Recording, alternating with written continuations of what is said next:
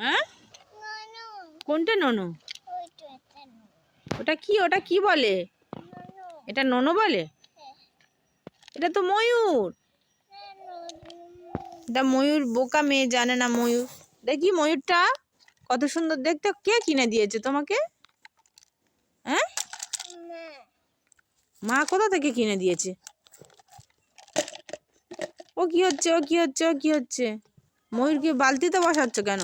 বোকা বোকা মেয়ে, ও বোকা মেয়ে। ঘুরতে নিয়ে যাবে বালতি করে? হ্যাঁ,